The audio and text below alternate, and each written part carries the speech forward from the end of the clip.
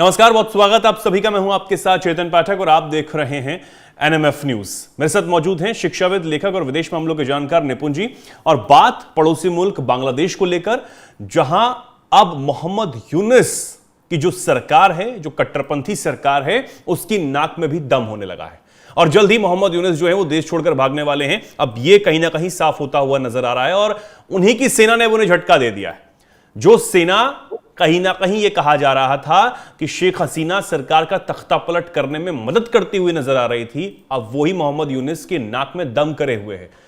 जो सेना के जनरल हैं वकार उज जवां, उन्होंने साफ कह दिया है कि कानून व्यवस्था वो अपने हाथ में ले रहे हैं और अब वही इस चीज को संभालेंगे जब तक नई सरकार का गठन नहीं हो जाता। यानी कि जल्द ही चुनाव होने वाले हैं, यह तो अब साफ हो चुका है।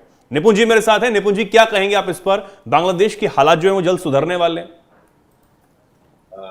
देखिए, अभी जो ये घटनाक्रम खोला गया है और जो सेना प्रमुख है उनके द्वारा जो ये स्टेटमेंट दिया गया जवान के द्वारा, वो पहले से अपेक्षित था। अपेक्षित इसलिए था कि हम पिछले दिनों देखे थे कि यूनुस गवर्नमेंट ने जो वहां पर सो कॉल्ड छात्र हैं उनको ये परमिशन दे दी गई थी, पिछले हफ्ते भर पहले की बात है, कि वो जाकर जो सेना का कंट्रोल एरिया जो होता है वहां पर जाकर भी प्रोटेस्ट कर सकते हैं, प्रदर्शन कर सकते हैं।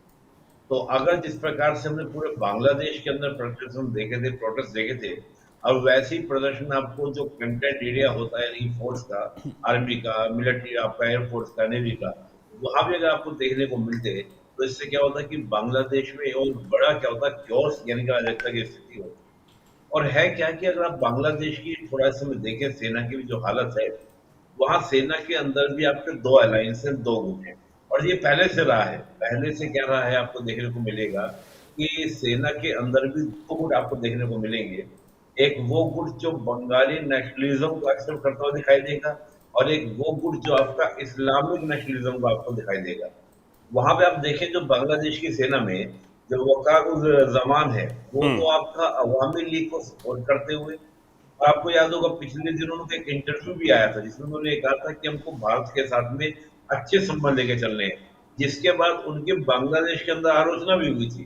काफी नेताओं ने वहां पे आलोचना की थी, देखिए उन संबंधों को। और इनको बताया जाता है जो वकार जवान जो है, इन्होंने शेख हसीना को वहां से निकलने में मदद भी की और शेख हसीना की जो सिस्टर है, कजन सिस्टर है, उनसे इनकी शादी भी हुई है, तो एक फैमिली रिलेशन हुई है।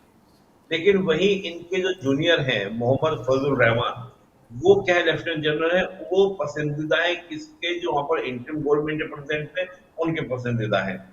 वो ये चाहते हैं मोहम्मद यूनुस की जो फजल रहमान है वो पावर में आ जाए और जो वकार जमान जो है वो क्या हो जाए, रिटायर हो जाए, ये हमसे निकाल दिया जाए। हाँ, तो एक तो अंदर आर्मी फोर्स के अंदर जो उस प्रकार का मिलिट्री के अंदर तो जो शायद एक शायद आर्मी चीफ जो है वो इसलिए ज्यादा हरकत में इस वक्त आए क्योंकि आर्मी चीफ बदलने की बात की जा रही थी। अब तक तो क्योंकि वो कुछ बोल नहीं रहे थे। नहीं, एक तो ये रीजन हो गया कि हमने इंटरनल समझा और पॉलिटिक्स समझा।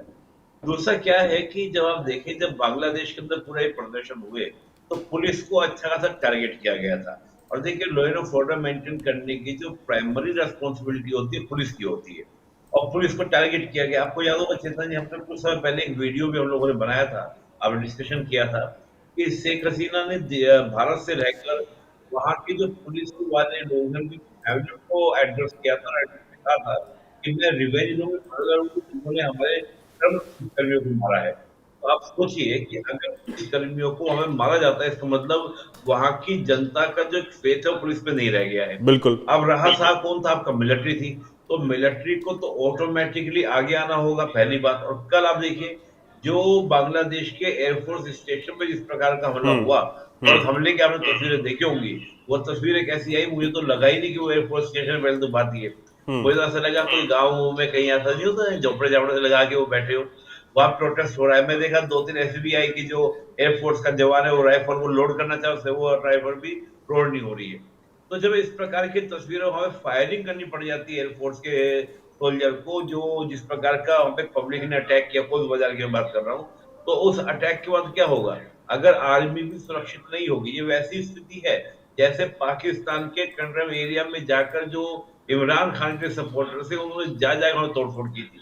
तो मुझे लगता है कि एक तो वहां पे जो क्योस की कंडीशन है, उसको देखते हुए, एक इंटरनल पॉलिटिक्स को देखते हुए, और तीसरा मैं मानता हूं कि कहीं ना कहीं जो अमेरिका के द्वारा स्टेटमेंट दिया गया और भारत ने जिस प्रकार से सक्रियता बढ़ाई है बांग्लादेश के प्रकरण में, मुझे लगता है उसका भी एक इम्पैक्ट आपको देखने को मिलेगा। तो ये 3-4 रीजन है जो उस प्रकार की बात वहां पर निकल कर आ रही है।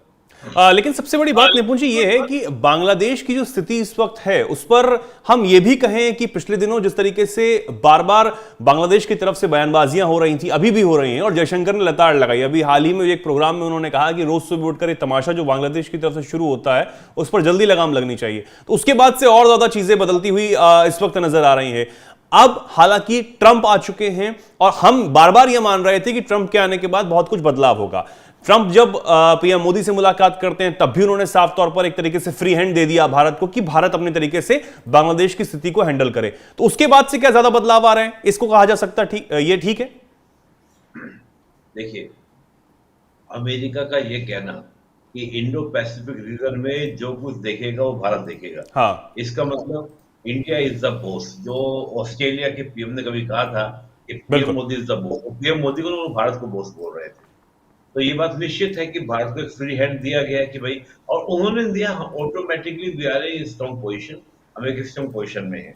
तो इस पूरे घटनाक्रम के बाद हुआ ये कि जो वहां पर सेकुलर पावर्स थी बांग्लादेश के अंदर, मैं बहुत सारी चीजों की डिबेट में बैठता हूँ, तो मैं देखता हूँ कि जो पत्रकार पहले थोड़े डरे सहमे से बोलते थे, आज वो खुल के बोलने लगे हैं। आज वो हमारे साथ सुर में सुर मिलाने लगे हैं। हम्म। तो मैं देखता हूँ, मैं खुद इसको परिवर्तन को देख रहा हूँ कि जो पत्रकार है, वहां के जो लोग बैठते हैं, उनके बदल रहे हैं, सुर बदल रहे हैं। तो वो जो सुर बदला है वो इसलिए बदला है क्योंकि उनको पता है कि अमेरिका से मिलने वाला जो डीप स्टेट का सपोर्ट था वो बिल्कुल बंद हो गया है। इसके अलावा आप देखें कि बांग्लादेश जिस प्रकार से एलन मस्क को रिझाने का प्रयास कर रहा है, उसमें वो बहुत ज्यादा कामयाब होते हुए बांग्लादेश नहीं दिख रहा है। 90 दिन के अंदर कह रहा है कि स्टारलिंक लेकर आ जाओ, हम तैयार है वेलकम करने को। तो जो ये प्रयास लगातार दिख रहा है, ये घबराया हुआ एक बांग्लादेश की प्रेजेंट गवर्नमेंट है। उसमें हम देखें जो वहां पर आपका जो बंगाली नेशनलिज्म का समर्थन करने वाले, सेकुलर फैब्रिक को समर्थन करने वाले लोग हैं, शेख हसीना की जिस प्रकार से एक्टिविटीज बढ़ी है, तो ये सब कुछ इस ओर इशारा करती है। और मैंने आपको पहले ही कहा था कि आप देखिए जो आर्मी चीफ है, यानी कि आपका जो वकारुज्जमान जो है, इन्होंने पहले ही कहा था कि भारत के साथ ही हमारे इंटरेस्ट है। और प्रैक्टिकल बात ये भी है कि आप चाहकर भी अपनी ज्योग्राफी को थोड़ी बदल सकते हैं। आप सराउंडेड भारत के, आपके दो देश आपके बॉर्डर को शेयर करते हैं, एक म्यांमार और एक भारत, और तीन ओर से आप भारत से घिरे हैं, आप भारत से दुश्मनी की बात कर रहे हैं, क्या मजाक है? मतलब आप जियो पॉलिटिक्स, जियो स्ट्रेटेजी को समझ ही नहीं रहे हैं। तो जो ये चल रहा है, सेना को भी सिर्फ तकलीफ है, सेना को भी दिक्कत है।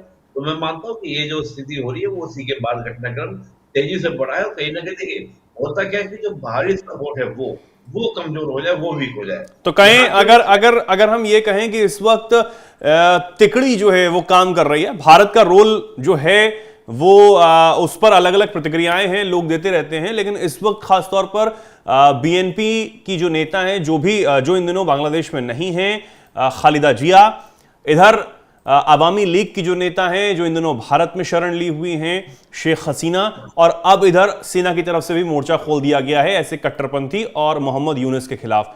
तो ये तीनों मिलकर अब बहुत जल्दी मोहम्मद यूनुस को भगाने वाले हैं।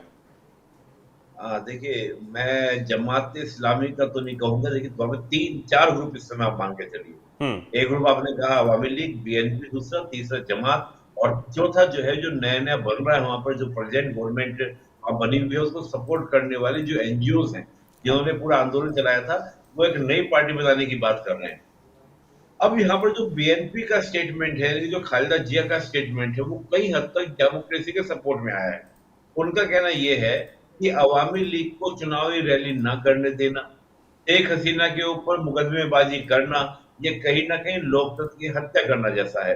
तो मैंने एक डिबेट, एक ही चर्चा में आपके साथ ही कहा था कि मुझे तो ये लग रहा है कि जो दो बेगम हैं, वो दो बेगम क्या हो जाएंगी, एक साथ आ जाएंगी, और एक साथ आकर क्या करेंगे, काम करने की पॉसिबिलिटीज बनेगी।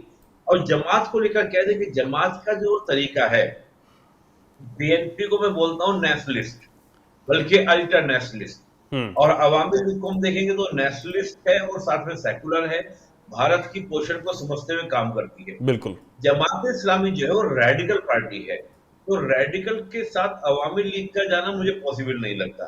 हाँ, एक बार को वो बीएनपी के साथ सहयोग करके आगे बढ़ सकते हैं, और जमात उस तरह का काम करने वाली पार्टी नहीं सिर्फ बीएनपी और अवामी लीग काम करती है। तो मुझे लगता है कि ये दो अगर पावर साथ में आ जाएंगी तो एक बेटर सूरत जो है आपकी बांग्लादेश की देखने को मिल सकती है, क्योंकि देखिए बीएनपी ही वो पावर थी, वो पार्टी थी जमात को अपने साथ मिला के पावर में लेकर आई थी। और ये तो जो एनजीओ के माध्यम से बनाने की बात कर रहे हैं नई पार्टी, ये तो अभी शुरुआत वाली बातें हैं। तमाम तरह के इश्यूज होंगे, लेकिन बांग्लादेश के भविष्य के लिए अवामी लीग और बीएनपी ही उचित है। बिल्कुल। तो बहुत जल्दी कुछ बड़ा बांग्लादेश में होने वाला है, अब इसमें कोई दोराहे रह नहीं गया, क्योंकि दिन प्रतिदिन जो हालात बांग्लादेश में अब बदलते हुए नजर आ रहे हैं वो उन कट्टरपंथियों, खासकर मोहम्मद यूनुस जो कि एक पपेट है, उनके ऊपर हावी होते हुए नजर आ रहे हैं। और उम्मीद है कि बहुत जल्दी स्थिति जो है वो बांग्लादेश में बदलेगी। ये चुनाव होगा चुनावी प्रक्रिया के तहत, और जो वहां की जनता है वो एक नए नेता का चुनाव करेगी, नई पार्टी का जो है वो चुनाव करेगी, जिसके बाद डेमोक्रेसी स्थापित करने की जो कोशिश लगातार की जा रही है, जिनकी बातें हो रही हैं, वो जल्दी स्थापित हो पाएगी। और इस पर हमारी नजर है। फिलहाल के लिए निपुण जी बहुत बहुत धन्यवाद। और हमारे दर्शक इस पर क्या कुछ कहना चाहेंगे कमेंट सेक्शन में जरूर अपनी बात रखें, और ऐसे ही जुड़े रहें, देखते रहें एनएमएफ न्यूज।